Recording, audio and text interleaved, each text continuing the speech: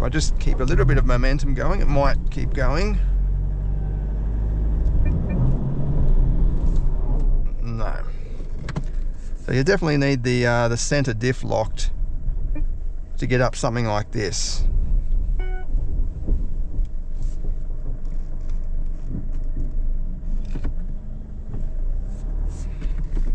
And it looks like we've just got a flat tire going up there.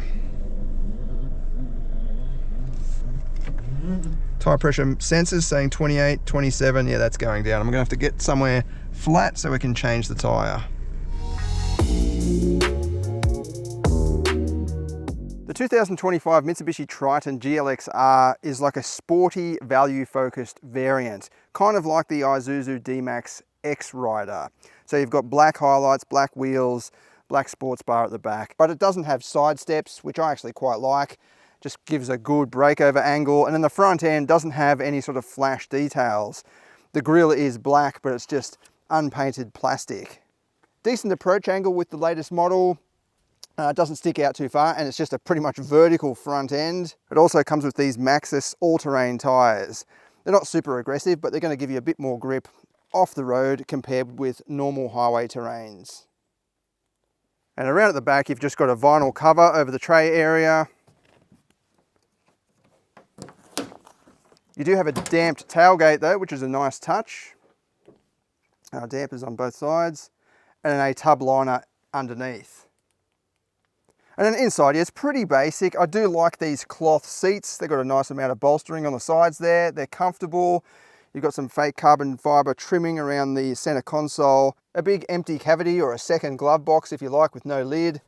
And then no wireless charging tray or anything like that. But you do have the normal full size, per se, touchscreen on the dash. Like, it doesn't miss out on anything.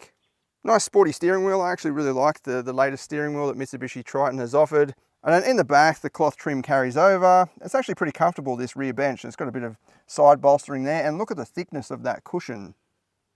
You do have the feed-through system for the child seat, but you can actually tip this bench forward so you can access behind there.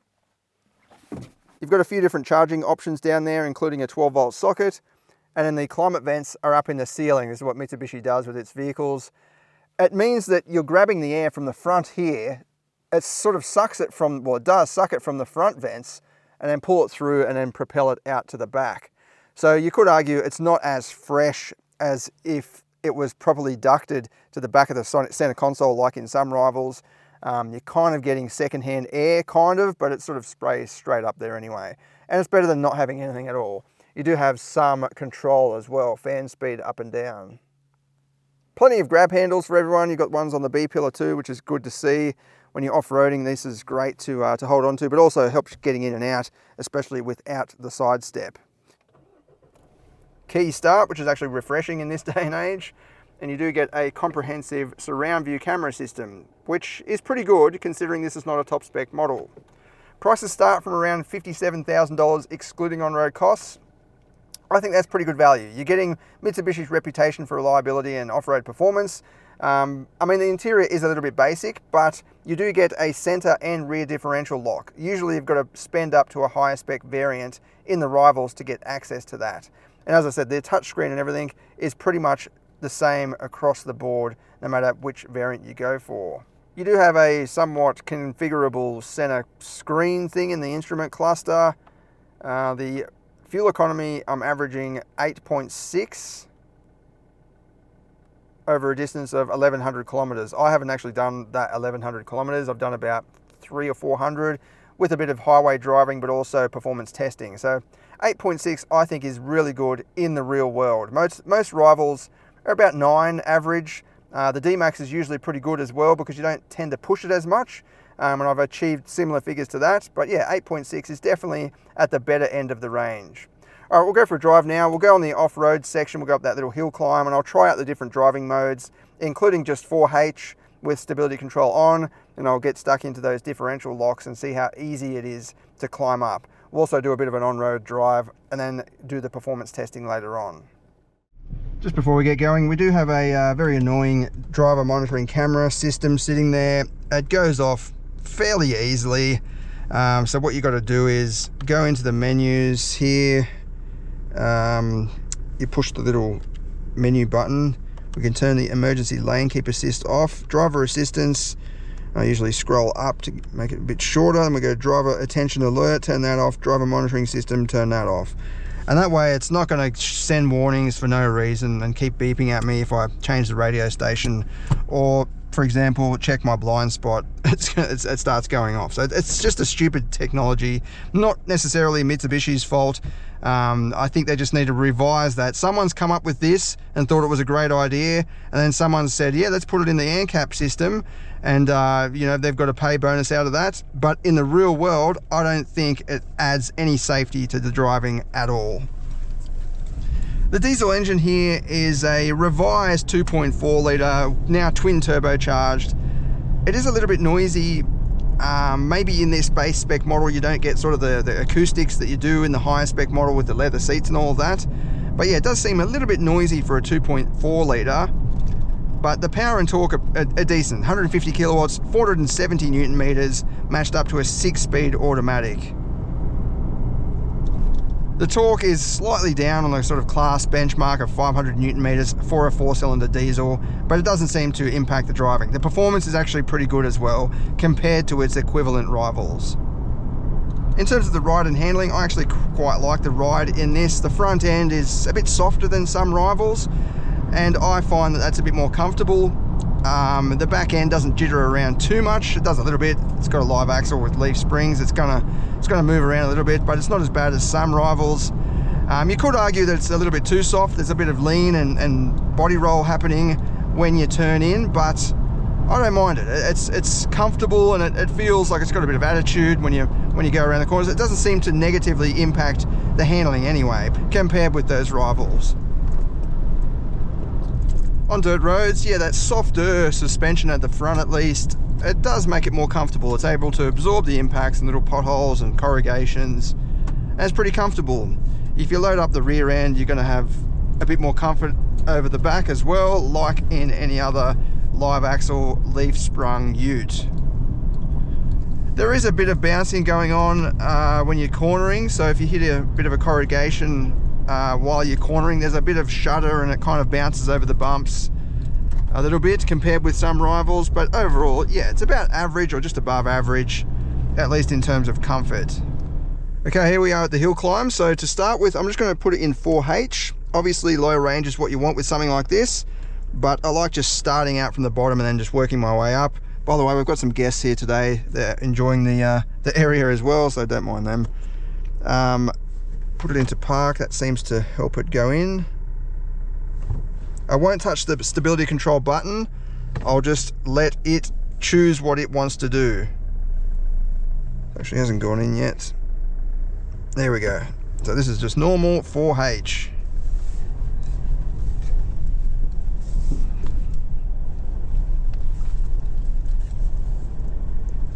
Nice and steady. We're getting a bit of wheel spin happening, but the traction control light is flickering and it's helping me out. It's still going, still going.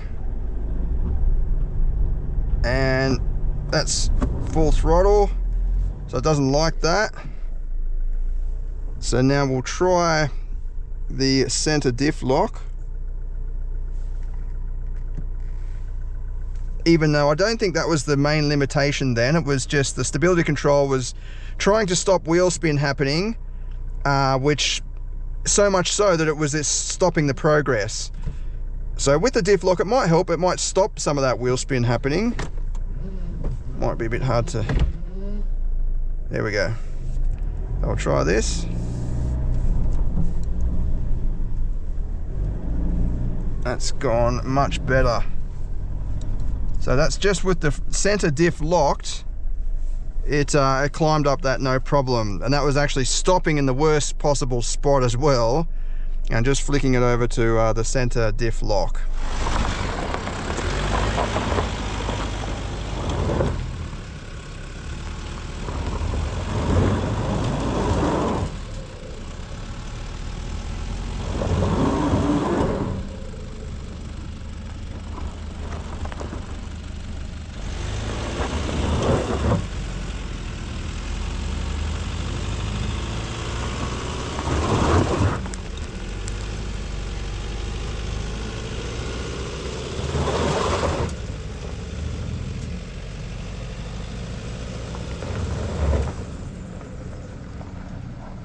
That's still in high range as well, by the way. So we haven't even begun to scratch the surface of the potential options and configurations we can play around with.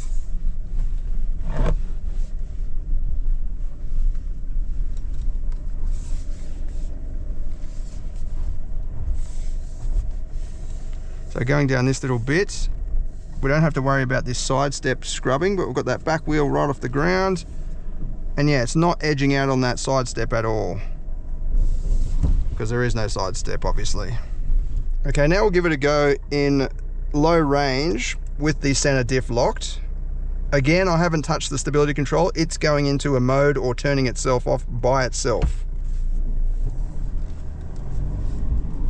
This should be able to just walk up here now. I'll just leave the throttle down, just nice and steady.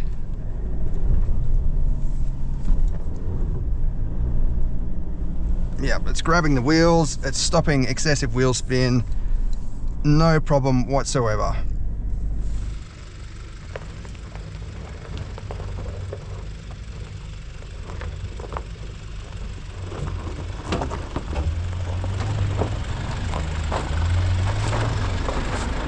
Okay, this time with the rear diff lock, just push the button down here, you'll get a little light on the dashboard. The ABS has turned itself off. So I'm still in low range, center diff locked. You can't actually put it in low range without locking the center diff anyway. This is the maximum potential that the vehicle offers.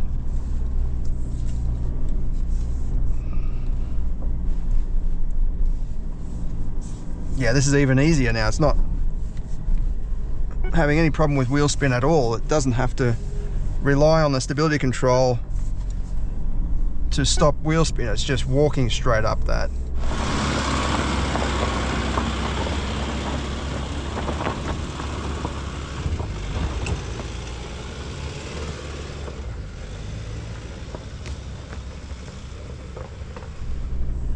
Yeah, that's absolutely excellent. As you'd expect, the Triton's always been very good at off-roading.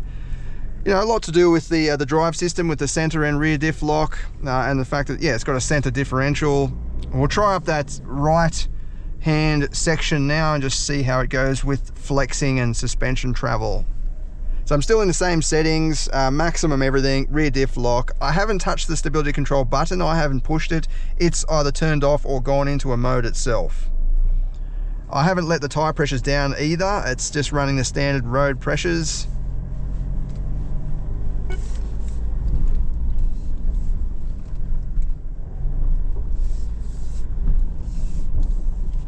Yeah, just walking up that nicely.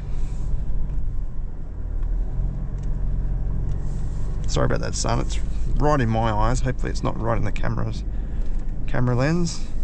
But yeah, that done very well. Just walk straight up that. And without the side steps, you've just got more clearance. So if I was keen off-roader, I would either put rock sliders that are mounted nice and high, or just don't have anything, and then you get full clearance.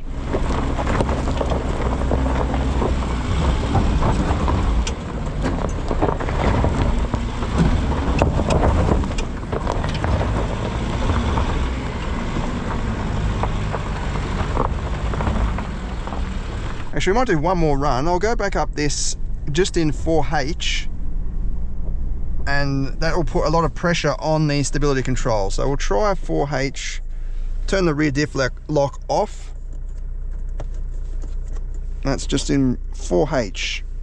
Stability control button, I haven't touched it, so it'll be totally up to that. And this will obviously, it gives the suspension a workout in terms of diagonal forces. You've got sort of two wheels off the ground and two wheels under extreme pressure, so opposite wheels.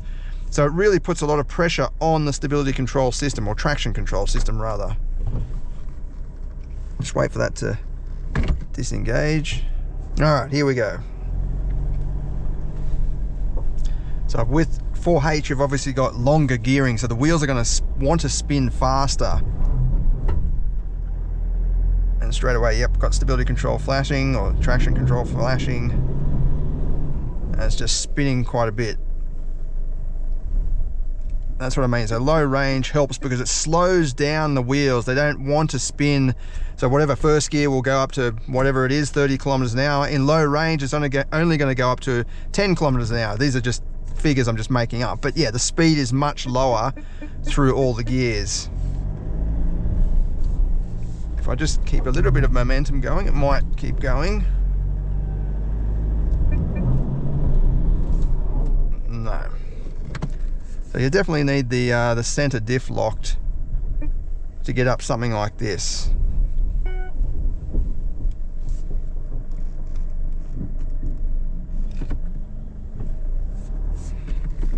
And it looks like we've just got a flat tire going up there.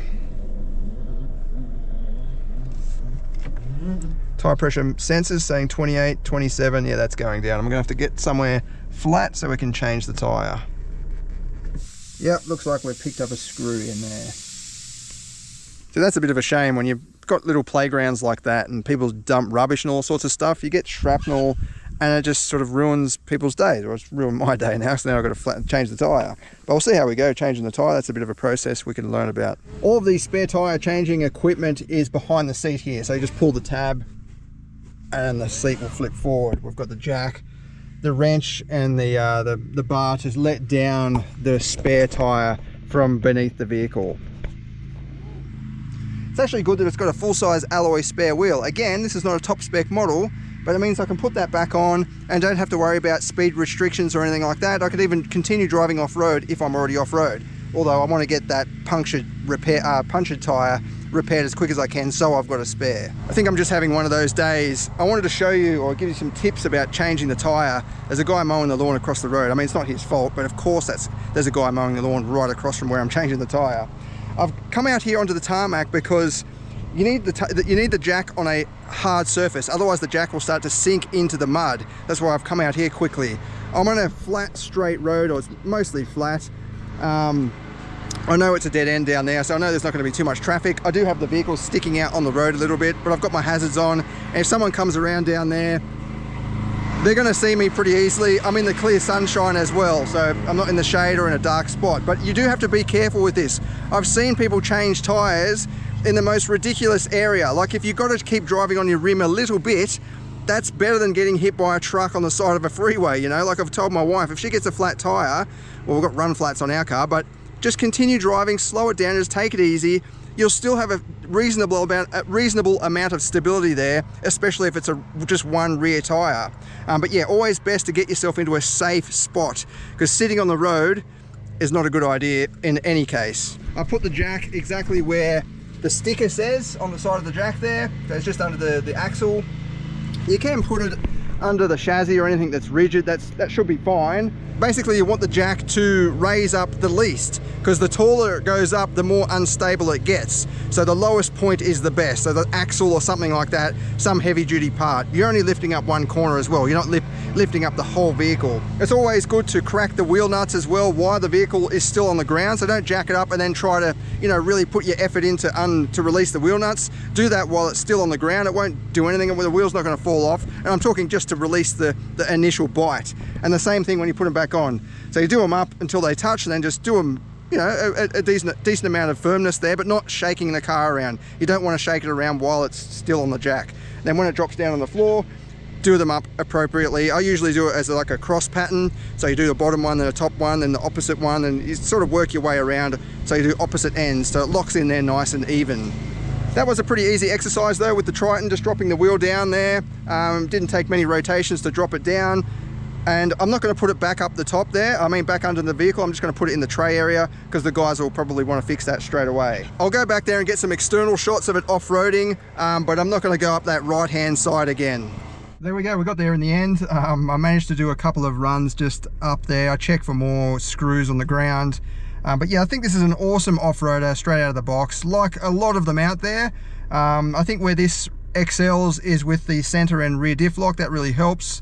It didn't go up here in 4H, while I have been up here in the Ford Ranger, although it did have more aggressive off-road tyres in 4A, and that went up. This kind of runs into the traction control system and doesn't let you apply any more power because it thinks, yeah, there's just not enough traction there.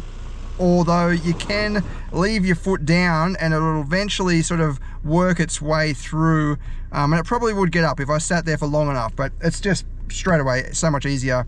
Put it into lock the center diff in high range even, or convert to low range and you'll just walk straight up that with no problem at all. There seems to be a good amount of flex from the suspension as well, and without those side steps you don't have to worry about it snagging any weird obstacles or corners. All right, let's go out now and do the performance test and see what it goes like. I'm not expecting this to be any quicker or slower than the other models we've tested. Tested the GLS and the GSR. GSR is probably a little bit heavier. This should be a little bit lighter maybe, so it might be a tiny bit quicker, but it's not going to be much.